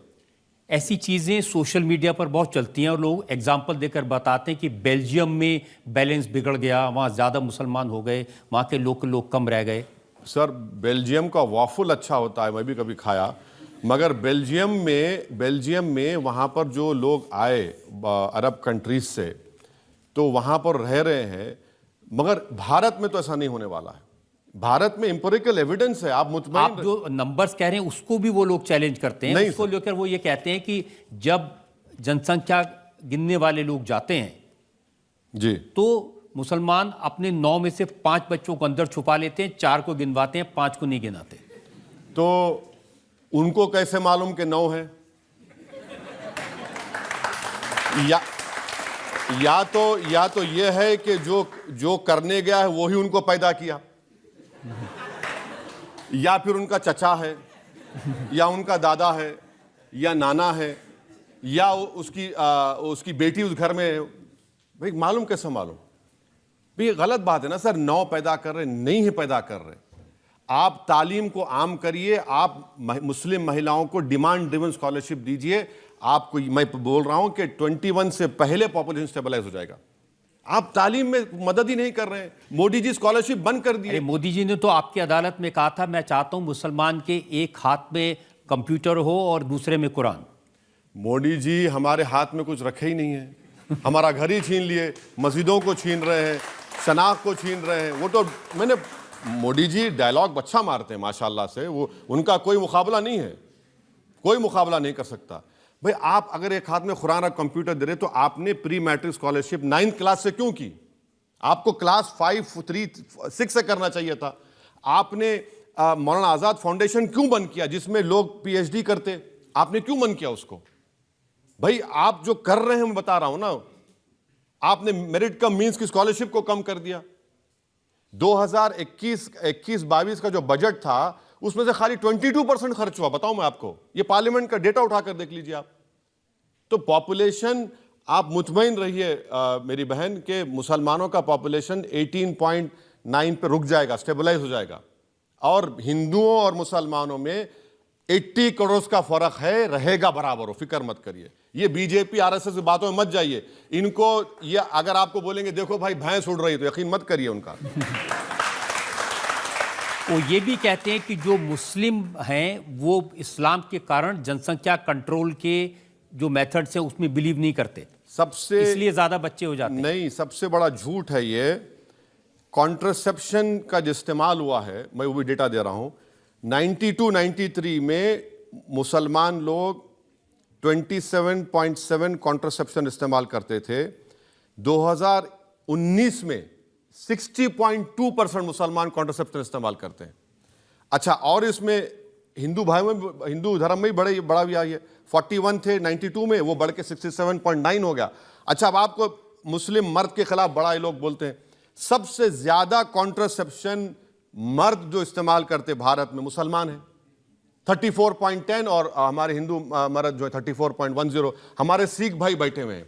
मैं आपसे कह रहा हूं, देश के प्रधानमंत्री ने लाल किले से कहा था कि वही माने जो बच्चे कम पैदा, जो फैमिली प्लानिंग करेगा वो देश के हित में होगा, वफादार होगा। सबसे बड़े वफादार आप हैं। क्योंकि मैं कह रहा हूं क्यों, 75% आप लोग फैमिली प्लानिंग करते, 45% मुसलमान, 50% हिंदू करता है। नहीं, तो ये बता रहा हूं ना कि ये गवर्नमेंट का डेटा मेरा नहीं है, ये गवर्नमेंट का डेटा है। इसलिए बीजेपी जो एक माहौल पैदा करती है, आरएसएस, संघ परिवार, कि भाई ये लोग फैमिली प्लानिंग नहीं करते, स्पेसिंग करते हैं। इस्लाम में आपको ये कहा गया आप अपने टाइम से बच्चे पैदा करिए, कोई रोक टोक नहीं है। अच्छा, फैमिली प्लानिंग करा रहे हैं, बावजूद उसके इस्लाम इजाजत नहीं था। 20% मुस्लिम महिलाओं ने फैमिली प्लानिंग कराया, 20%। ये आपको बोलते नहीं है डेटा ये। और मैं जो कुछ कह रहा हूं मुझे रॉन्ग प्रूफ करिए आप, और फिर आ जाएंगे आपके दाल कठहरे में अगर रजिस्टर में बुलाए तो। ये मेरे लिए ऑनर है कि उन्होंने मुझे 2 मरतबा बुलाया। जब दाढ़ी उतनी वाइट नहीं थी, अब वाइट होगी, फिर भी उन्होंने बुला लिया। मैं उनका शुक्रगुजार हूं। जनता में सवाल आप अपनी तकरीरों में, सभाओं में कहते हैं कि मुसलमान ही मुसलमान का दुश्मन बन रहा है और हमें इनमें कुछ छुपे लोगों को पहचानना चाहिए। तो सर, आपको क्या लगता है कि जो कौम के लोग हैं वो ये बात आपकी पसंद करेंगे और आपके साथ आना चाहेंगे? करबला के मैदान में इमाम हुसैन को शहीद करने वाले मुसलमान थे। करबला के मैदान में इमाम हुसैन के साथ नमाज साथ पढ़ते थे और नमाज पढ़ने के बाद तलवार उठाने वाले मुसलमान थे। करबला के मैदान में रसूलुल्लाह सल्लल्लाहु अलैहि वसल्लम की औलाद को शहीद करने वाले मुसलमान थे। टीपू सुल्तान को, सिराजुद्दौला को धोखा देने वाले मुसलमान थे। तो ये एक तारीख रही है मीर जाफ़र, मीर सादिक की, जो आज भी हैं। मैं ये बता रहा था आपको। जैसा हमने अभी देखा, आपको शायरी का कितना शौक है। आपकी तकबीरों में भी हम देखते हैं कि आप अपनी बात को शायरी के थ्रू लोगों तक पहुंचाना चाहते हैं। तो मैं चाहती हूं कि आप बताएं कि आज जो हमारे देश के हालात हैं उस पर आप क्या शायरी अर्ज करना चाहेंगे। अखलाक का जलता हुआ घर देख रहा हूं, देखा नहीं जाता मगर देख रहा हूं। सरदार साहब कुछ पूछना चाहते हैं? हाँ। पहले तो आपने हमारी तारीफ करी और आपकी भी तारीफ है कि हम सब उल्टे हाथ में घड़ी पहनते हैं और लोग कहते हैं कि मुसलमान उल्टे होते हैं, जबकि आपने सीधे हाथ में घड़ी पहनी है, तो उल्टे में तो हमने पहनी है। खैर, और दूसरी बात, मैं उल्टा तो नहीं हो गया ना? नहीं, आप सीधे में पहने, हम उल्टे में पहने। और दूसरी बात सर, सब जैसे कहते हैं कि आरएसएस, बीजेपी, आपने भी कहा कि ये सब अखंड भारत की, हिंदुत्व की बहुत ज़्यादा उसके आज उसमें है, तो वो अखंड भारत के फेवर में हैं। तो आज 17% हमारे मुस्लिम भाई हैं यहाँ पे, तो अखंड भारत वो चाहते हैं, तो आप भी क्या चाहते हैं? मैं तो चाहूँगा कि हमारा भी पंजाब वहाँ से आ जाए, अखंड भारत बने, हमारे मुस्लिम भाई भी वहाँ से आ जाए। भाई साहब, तो हमारे मुस्लिम भाई वहाँ से आएंगे तो आपके ही सपोर्टर बढ़ेंगे, ओवैसी साहब का नारा और बढ़ेगा, आपका नाम और बढ़ेगा। देखा आपने? अखंड भारत के लिए मैं तैयार हूँ। पूरा बांग्लादेश ले लीजिए आप, पूरा पाकिस्तान ले लीजिए, आधा अफगानिस्तान ले लीजिए, आधा बर्मा ले लीजिए, थोड़ा भूटान ले लीजिए, पूरा नेपाल ले लीजिए, मगर सबसे पहले मोदी जी को चाहिए कि पहले पीओके ले लीजिए। आप चीन को भगाइए। पूरा पाकिस्तान ही आ जाएगा तो छोटा पीओके तो महर में ही आ जाएगा। पूरा पाकिस्तान आ जाएगा तो पीओके तो महर में ही आ जाएगा। ले लीजिए ना, कौन रोक रहा है भाई? आप भी सपोर्ट करिए ना सर। अरे मैं सपोर्ट कर रहा हूँ, तो मांग रहे हैं, आप भी लिख के दूं क्या मैं? बोलिए आप। जी क्या बोले? चलिए, एक ऐसा नोट है जिस पर मैं एक ब्रेक ले सकते हैं और ब्रेक के बाद आपकी अदालत में इल्जाम और सवालात का एक और। आपने कहा नौजवानों से, नौजवानों मस्जिदों को आबाद रखो, कहीं ऐसा ना हो कि मस्जिदें हमसे छीन ली जाएं। बिल्कुल सही है। कौन छीन रहा है मस्जिदें? बीजेपी, आरएसएस छीनना चाह रही है। Welcome back. आपकी अदालत में आज हम मुकदमा चला रहे हैं, सवाल पूछ रहे हैं असदुद्दीन ओवैसी से। आपकी अदालत में अगला इल्जाम। आपकी अदालत में AIMIM के प्रेसिडेंट असदुद्दीन ओवैसी पर आरोप है कि ये लोगों की भावनाओं को भड़काते हैं। आपकी एक तकरीर मेरे पास है हाल ही में। आपने कहा नौजवानों से, नौजवानों मस्जिदों को आबाद रखो, कहीं ऐसा ना हो कि मस्जिदें हमसे छीन ली जाएं। जी बिल्कुल सही है। कौन छीन रहा है मस्जिदें? बीजेपी, आरएसएस छीनना चाह रही है। ऐसी ताकतें हैं जो छीनना चाह रही हैं। बिल्कुल कौन सी मस्जिद छीनी? अब आप देख लीजिए, दिल्ली की 600 साल पुरानी मस्जिद को आपने शहीद कर दिया। सुनेरी बाग की मस्जिद को आप निकाल देना चाहते हैं। और सुनेरी बाग की मस्जिद में कभी आपने सुना कि अगर कोई प्राइम मिनिस्टर या होम मिनिस्टर अगर मंदिर के सामने से जा रहा है तो मंदिर में पूजा रोक दी जाती? कभी सुना आपने? सुनेरी बाग की मस्जिद में जब कभी प्राइम मिनिस्टर का काफिला जाता है, मूवमेंट, जिसको मूवमेंट बोलते, नमाज नहीं होती उस वक्त में सुनेरी बाग में? क्यों नहीं होती भाई?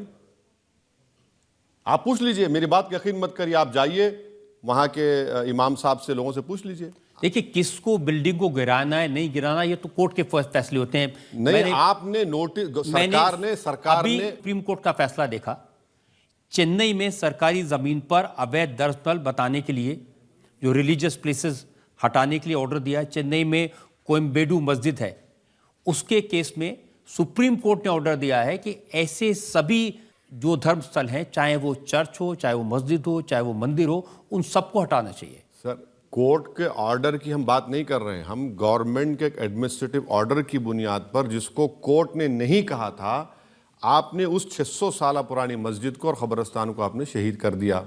और ऐसा कोई दिन नहीं जाता जहां पर बीजेपी, आरएसएस की तरफ से बोला नहीं जाता कि हम भारत में ऐसे इतने हज़ारों मसाजिद हैं, उसको हम लेकर रहेंगे, खुला कहते हैं वो लोग। तो आप भी तो खुला कहते हैं पार्लियामेंट में बाबरी मस्जिद जिंदाबाद। हाँ बाबरी बिल्कुल, मस्जिद मैं अभी कह दूंगा जिंदाबाद बाबरी मस्जिद। गुनाह क्या है सर? फ्रीडम ऑफ एक्सप्रेशन है मेरा ये। अगर मैं भारत की पार्लियामेंट में नहीं कहूंगा तो कहां कहूंगा? मोदी जी जिंदाबाद बोल सकते तो बाबरी मस्जिद जिंदाबाद बोले, क्या गुनाह है? कोई गुनाह तो नहीं किया। मैं कह रहा हूं कि इस्लामिक धर्म के लिहाज से जिस जगह मस्जिद बन जाती है, वो जब तक दुनिया अल्लाह कायम रहेगा मस्जिद ही रहेगी। आप उसको तोड़ दें या कुछ करें, तो मैंने कहा मस्जिद है, मस्जिद रहेगी।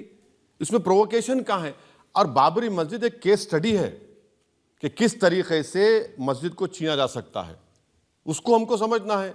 हमने एक मस्जिद को खोया है इन तमाम पॉलिटिकल पार्टीज के बातों में आकर।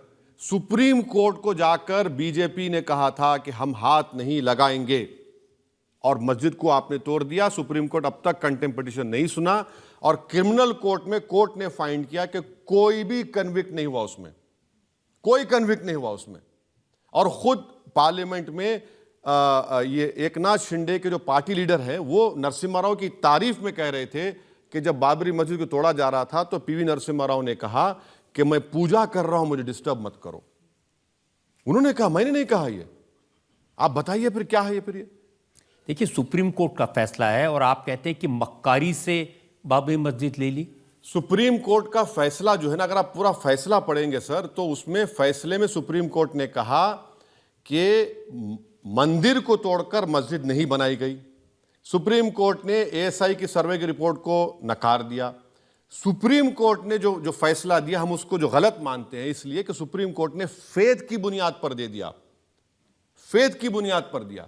अब अगर फेथ की बुनियाद पर आप दे देंगे तो फिर उसका कोई रोक टोक ही नहीं है। अब वैसे साहब हो गया ना, अरे फैसला हो गया, वहां पर इतना भव्य राम मंदिर बन गया, लाखों लोग वहां जा रहे हैं, अब छोड़िए उसको, कहां उसमें। यही बात आप उन यहूदियों से कहिए जिसको हिटलर ने 60 लाख यहूदियों को गैस के चेंबर में डालकर मार दिया था। वो 1930s की दास्तान को 2024 तक बोलेंगे। मैं भी बाबरी मस्जिद की दास्तान को मेरे मरने से पहले मेरे औलाद को बोलूंगा कि तुम भी बोलते रहना, क्योंकि जिस तरीके से मस्जिद को छीना गया, उस तरीके से हम दोबारा मस्जिद को नहीं खोना चाहेंगे। क्या 6 दिसंबर इस देश के लिए फख्र का दिन है? बताइए, अगर 6 दिसंबर नहीं होता तो सुप्रीम कोर्ट का जजमेंट क्या था? ये तो पार्लियामेंट ने कहा कि 22 जनवरी फख्र का दिन है, उस दिन राम मंदिर बना। वही तो हम कह रहे हैं। अच्छा किया आपने, 17 दिसंबर 1992 को पार्लियामेंट ने बाबरी मस्जिद डिमोलिशन को कंडेम किया, और रेजोल्यूशन में आरएसएस, विश्व हिंदू परिषद, बजरंग दल का को कंडेम किया और कहा कि ये काला दिन है। अब पार्लियामेंट के रेजोल्यूशन के खिलाफ अगर आप एक और रेजोल्यूशन ला रहे हैं, तो हमने इसी पार्लियामेंट में as an Indian, proud Indian मैं कह रहा हूं, कि हमने कहा कि पीओके हमारा है। कल क्या आप रेजोल्यूशन लाएंगे पीओके हमारा नहीं है बोलकर? आप कौन सा प्रेसिडेंट क्रिएट कर रहे हैं? ये तो गलत है ना, बिल्कुल बिल्कुल गलत है ये। अब तो ज्ञानवापी मस्जिद को लेकर हाई कोर्ट ने ऑर्डर दिया है कि वहां तहखाने में पूजा होती थी, और 1993 में जो पूजा बंद की थी वो गलत था, वहां पूजा कंटिन्यू होनी चाहिए। अब इसकी क्रोनोलॉजी समझिए। इसका मैं आपका एक एग्जांपल दे रहा हूं आप लोगों को समझाने के लिए। 29 और 30 दिसंबर के दरमियान में 49 में बाबरी मस्जिद में मूर्तियां रख दी गई, नंबर 1। हाँ, फिर नायर साहब ने उसको लॉक डाल दिया, नंबर 2। नायर साहब उसके जनसंघ के एमपी बन गए। आपने 6 दिसंबर को तोड़ दिया, और तोड़ने वालों को आपने जगह दे दी। यहां पर क्या हुआ? यहां पर व्यास फैमिली कह रही है कि हमारे पास 1530 डॉक्यूमेंट है। मैं भी कह रहा हूं कि मैं भी 500 साल से नमाज पढ़ा था बाबरी मस्जिद में, नंबर 1। व्यास फैमिली कहती है कि 93 में मुलायम सिंह की सरकार ने बगैर रीजन राइटिंग के दिए बंद कर दिया। मैं भी कह रहा हूं कि मेरी मस्जिद को भी आपने बंद कर दिया था। अब कोर्ट आपने कोर्ट को जाके पूजा अलाउ करिए। भाई, मेरी नमाज क्यों अलाउ नहीं किया आपने? फिर आप समझिए, इसीलिए हम कह रहे हैं कि हम एक मस्जिद को खोए, दोबारा नहीं खोना चाह रहे हैं। आप इन बातों को समझना चाहिए। अब भाई, दूध के जले छाछ को भी फूक फूक कर पिएंगे हम लोग, तो भड़काएंगे आप नौजवान? भड़काएंगे नहीं, सच्चाई को बयान करेंगे। ये जो मैं जो कुछ कह रहा हूं ये फैक्ट है। मैं जो कुछ कह रहा हूं फैक्ट है। अच्छा सर, अब आप चले जाइए, आप ज्ञानवापी पे आ गए, आप चले जाइए मथुरा पे। 1965 में हिंदू और मुसलमानों में एग्रीमेंट हुआ। मुसलमानों ने 8 एकड़ जमीन दे दी। अच्छा, उस एग्रीमेंट पर किसने साइन किया था हिंदुओं की तरफ से? पंडित मदन मोहन मालवीय। क्या पंडित मदन मोहन मालवीय से बड़े हिंदू नरेंद्र मोदी हैं? नहीं है। उन्होंने साइन किया। आप 2023 में बोलते हैं कि नहीं, उनको इख्तियार नहीं था वो जमीन तो देने का, लेने का। कौन खोल रहा है इस देश में? कौन जख्म को खोल रहा है? कौन इस देश को उस राह पर लेकर जाना चाह रहा है जहां पर दोनों धर्मों में टकराव होगा? विश्व हिंदू परिषद के जो प्रेसिडेंट आलोक कुमार, उनकी बयान में पढ़ रहा था, वो कह रहे थे कि हम मुसलमानों से हाथ जोड़कर कहते हैं कि अब अयोध्या के बाद में मथुरा और काशी दे दें, उसके बाद हम कुछ क्लेम नहीं करेंगे। ये सब बकवास है, ये सब झूठ है। आए भैया क्यों देंगे? मस्जिद मेरे बाप की थोड़ी है, मस्जिद मेरी मां की थोड़ी है। मस्जिद तो अल्लाह की होती है। मस्जिद का एक कागज है, एक डॉक्यूमेंट है। आप कब तक बोलेंगे वो उस जमाने में मुगल बादशाह था, तो फिर पुष्पमित्रा संघा से कौन इंसाफ करेगा? बताओ मेरे को। पुष्पमित्रा संघा ने कई बौद्ध धर्म के स्तूपों को तोड़ दिया, उसका इंसाफ करिए। चलिए, आप जब मुगल बादशाह को बोलते हैं तो पुष्पमित्रा संघा क्या करेगा? पुष्पमित्रा संघा के बारे में कोई नहीं बात करता।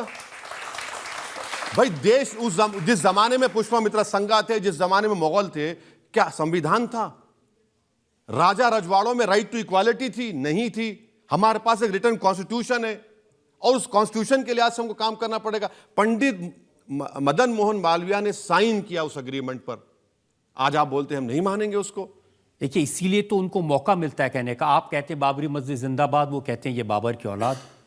नहीं, मैं देखिए यही तो मैं बता रहा हूं। मैं चाहता हूं कि मेरा डीएनए करा लीजिए, नरेंद्र मोदी जी का भी करा लीजिए, आरएसएस के लोगों का करा लीजिए। कौन आर्यन है और कौन इस देश का है मालूम हो जाएगा आपको। भाई मैं बाबर का स्पोक्स पर्सन थोड़ी हूं, तो क्या फिर नरेंद्र मोदी और बीजेपी नाथूराम गोडसे के स्पोक्स पर्सन है? अगर मैं बाबर का स्पोक्स पर्सन तो आप बन जाइए उनके स्पोक्स पर्सन, आप नाथूराम गोडसे के स्पोक्स पर्सन बन जाइए। आखिर मेरा क्या ताल्लुक बाबर से? मेरा क्या ताल्लुक औरंगजेब से? मेरा क्या ताल्लुक जिना से? भाई क्या ताल्लुक? अगर ताल्लुक नहीं है तो आपके भाई अकबरुद्दीन साहब औरंगजेब की मजार पर गए, वहां चादर चढ़ाई, फूल चढ़ाए। देखिए, ताल्लुक नहीं है औरंगजेब से। जब आप सर, मैं आपको बोल रहा हूं कि आप इंटरनेट खोलिए, वहां पर एक अल्लाह के वली की मजार है, शायद बुरहानुद्दीन गरीब या जरजरी बख्श रहमतुल्लाह अलैह गए, वहां पर गए तो आपके रास्ते में खबर आती, उन्होंने सिर्फ फातिहा पढ़ी और चले गए। और एएसआई प्रोटेक्टेड मॉन्यूमेंट है वो, आप निकाल दीजिए उसको। आप खुद डेलीगेशन को लेके जाते औरंगजेब के पास, फातिहा पढ़े और क्या करे? कुछ नहीं किए। अब उसको बोले अरे वो गए, अरे भाई नहीं वो जो अच्छा मोदी जी बहादुर शाह जफरी खबर पे गए, अच्छा था वो। अब बताइए आप। देवेंद्र फडणवीस ने कहा महाराष्ट्र में कुछ औरंगजेब की औलादें पैदा हुई हैं। सवाल ये किसके इशारे पर पैदा हो रहे हैं? ये समाज में टेंशन पैदा कर। एक प्रॉब्लम ये है कि देवेंद्र फडणवीस ब्राह्मण है और उनको दिखाना पड़ता है अपने आप को कि मैं सबको साथ लेके चलता हूं। उनका सबसे बड़ा प्रॉब्लम वो है। और उनको लगता है कि पोस्ट मोदी वो प्राइम मिनिस्टर बन जाएंगे, तो उनको ये लैंग्वेज इस्तेमाल करना पड़ता है। और बार बार देखते शिवाजी के बारे। अरे भाई, शिवाजी जब आगरा की फोर्ट से भागे थे, मुसलमान के साथ भागे थे। शिवाजी के जो तोप का जो जनरल था मुसलमान था, शिवाजी के पास मुसलमान थे। लेकिन शिवाजी ने जिसका पेट फाड़ा था वो भी मुसलमान था। बिल्कुल सही है, बिल्कुल सही है, बिल्कुल सही कह रहे। मगर रजत जी एक अभी थाली मार लिए, सुनिए। जब शिवाजी अफजल खां को खंजर घोंप रहे थे तो शिवाजी के पीछे तलवार लेकर कौन खड़ा था? मुसलमान खड़ा था। ये बात नहीं बोलते आपको। अगर आप ऐसा सेलेक्टिवली बोलेंगे, सर मैं भी थोड़ा थोड़ा हिस्ट्री पढ़ा हूं, तो शिवाजी के पीछे खड़े वाला मुसलमान था। अच्छा, और शिवाजी ने क्या किया? अफजल खां को मारने के बाद कहा कि इस्लामिक धर्म के लिहाज से इसकी खबर बनाओ। यह शिवाजी का बड़ापन था। तो इसीलिए तो और यहां पर क्या कर रहे हैं? यहां बड़ापन देखिए, खबरों को मिटा दिया जा रहा है। यह बड़ापन है। इसीलिए तो कह रहे हैं कि जैसे शिवाजी के पीछे मुसलमान खड़ा था, मोदी के पीछे वैसे ही खड़ा हो जाए। ऐसा सब झगड़ा खत्म हो जाएगा। मैं देखिए, एक बात सुनिए, समंदर के दो किनारे कभी एक नहीं हो सकते। समंदर के दो किनारे कभी एक नहीं हो सकते। मैं किसी के पीछे खड़े होने के लिए पैदा नहीं हुआ। मेरा देश का प्रधानमंत्री देश की जनता के साथ खड़ा रहे, और उस जनता के साथ जो सबसे पिछड़े हैं, डेटा के लिहाज से उनके बारे में बात करें, उनसे नफरत ना करें, उनको अपना समझें। मैं वही चाहता हूं मेरे प्रधानमंत्री से, और कुछ नहीं। फाइनल राउंड में हम एक दो सवाल ले सकते हैं अभी। ओवैसी जी, मेरा सवाल आपसे ये है कि आप अक्सर कहते हैं कि हिजाब वाली लड़की को देश की प्रधानमंत्री के रूप में आप देखना चाहते हैं, तो आप ऐसा ही क्यों चाहते हैं? ये जो बताया जा रहा है कि भाई हिजाब पहन लिए तो दिमाग पर कवर हो गया, नहीं, दिमाग पर कवर नहीं है। जो लोग ये समझते हैं कि हिजाब पहनने वाली लड़कियां बड़ी बैकवर्ड हैं, ऑप्रेस्ड हैं, उनका दिमाग खराब है। अगर ऐसा होता तो यमन की एक मुस्लिम महिला हिजाब पहने, उसको नोबेल प्राइज दिया गया, उसको नोबेल प्राइज दिया गया। तो ऐसा कुछ नहीं है। मैं देखिए, हम तो चाह रहे हैं कि जो सबसे कमजोर है मुस्लिम लड़कियां उठें। और अगर आप कभी हमारे शहर को आएंगे, आप देखेंगे कि बुलेट मोटरसाइकिल हिजाब पहनकर, हेलमेट पहनकर चलाते हैं लोग, बुर्का पहनकर चलाते हैं। मुझे भी ताज्जुब हुआ कब देखकर, मतलब बुलेट चला रहे हैं। बोले क्यों, तुमको तकलीफ हो रही क्या? मुझे जवाब मिला, मुझे बोला नहीं, बहुत खुशी हुई मुझे। सीधे योगी आदित्यनाथ कह रहे थे कि जिन लड़कियों को हिजाब पहनाकर आप कैद करना चाहते हैं, उन्हें हम लिबरेट करना चाहते हैं। ना, कैद नहीं है। देखिए, कोई कैद नहीं है। अच्छा, बीजेपी की कोई मुस्लिम मीटिंग होती है ना, आप 200-300 बुर्का पहने लाके बिठाते हैं, वो क्या है? वो क्यों बिठाते हैं आप उनको? ये दिखाने के लिए, देखो हमारे साथ। अच्छा, वो जो लाके बिठाते हैं, वो देश को दिखाने का नहीं है, वो दिखाना है गल्फ के बादशाहों को, हमारे साथ मोदी मुसलमान है, अमेरिका को दिखाने के लिए। अरे भाई, अगर आप मुसलमानों से इतनी मोहब्बत है तो इनको एमपी बनाइए ना, एक टिकट दीजिए, एक एमपी बनाइए, मिनिस्टर बनाइए। आप वो नहीं करते। वो कह रहे थे हम लड़कियों को इज्जत देते हैं, हम लड़कियों को लिबरेट करना चाहते हैं, उनको बड़ा बनाना चाहते हैं, वो फौज में जाएं, वो डॉक्टर बने, इंजीनियरिंग बने। आप जब गोली मार रहे हैं, आप जब बुलडोजर इस्तेमाल कर रहे हैं, आप महिला के नाम पे घर है इलाहाबाद का, पति को नोटिस देके घर तोड़ देते हैं, तो आपकी कौन सी बातों पर हम यकीन करेंगे? सितमगर तुझसे उम्मीद वफा होगी जिन्हें होगी, हमें तो देखना यह है कि तू जालिम कहां तक है। वैसे साहब, हमने आपसे हर तरह के सवाल पूछे और जैसे आपका स्वभाव है, आपकी फितरत है, आपने बेबाकी से जवाब दिए, किसी चीज़ को टालने की कोशिश नहीं की। एक ब्रेक के रुकेंगे और ब्रेक के बाद सुनेंगे आपकी अदालत में आज की जज कुमकुम चड्ढा का फैसला आज के मुकदमे पर।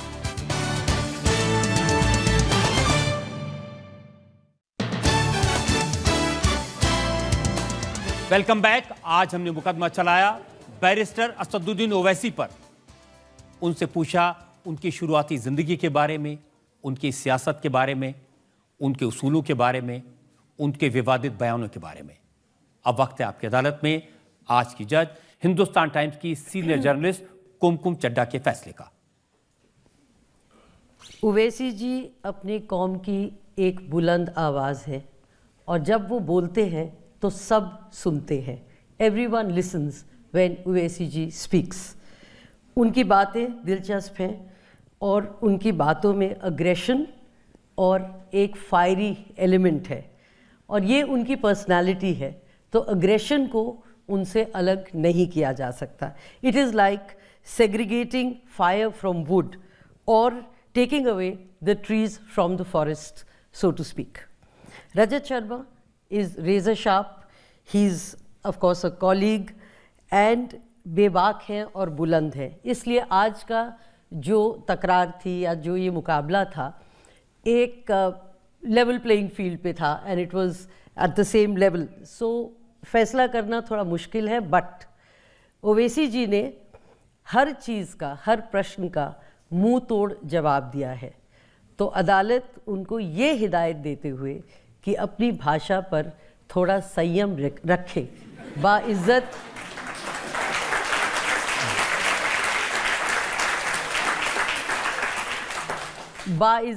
बरी करती है। इस उम्मीद के साथ, इस यकीन के साथ कि असदुद्दीन ओवैसी इसी तरह से लोगों की सेवा करते रहेंगे, पब्लिक लाइफ में जो ज़रूरी मुद्दे हैं उनको उठाते रहेंगे और बुलंदियों पर पहुंचेंगे। आज का मुकदमा यही ख़त्म करते हैं। अगले हफ्ते आपसे मुलाकात होगी एक नई शख्सियत के साथ। तब तक के लिए नमस्कार।